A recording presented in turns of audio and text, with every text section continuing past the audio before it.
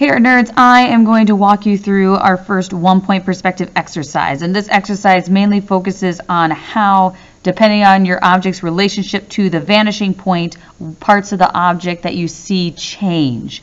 So whether it's the top, bottom, the left, the right, or none of those items, where it is in relationship to that vanishing point makes a huge difference. So I'm going to be using my triangle to help me draw my straight lines to my vanishing point, and then using it also to help me create some horizontal and vertical lines to finish each of my drawings. So you have 9 squares here, and your goal is to make it look like they are all receding into the distance, so creating some depth. It's going to look kind of like this when it is done. Notice how each of them are going off into the distance, and it looks like this is the furthest point, which is what we're kind of going for here.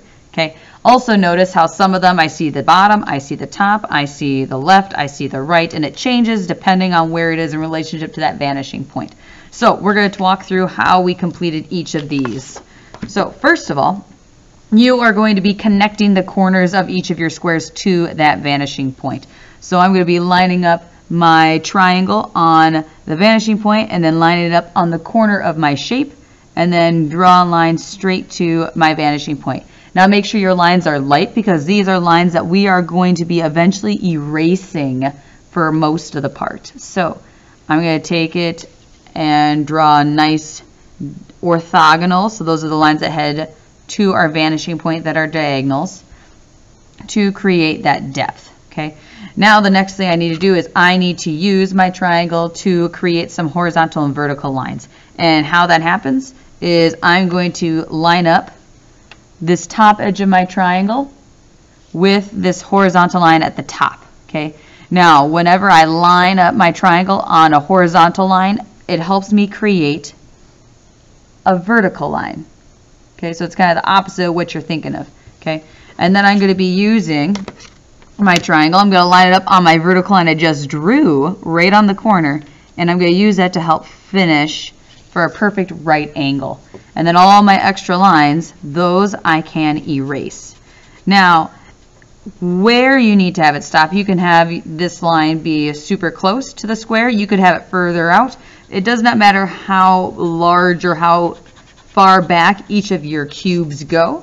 Your goal is just to create accurate orthogonals heading to that vanishing point, and vertical and horizontal lines coming from each of those orthogonals. So I'm going to do one more just so you have a little bit of a visual. This one you're going to notice is going to be a lot different. Okay, notice how I just have 2 lines that I'm going to be creating here and coming from this second corner, and then I just need a single horizontal line. So I'm lining it up on the vertical of my square to help me, drawing a nice horizontal line, and then erasing my extra.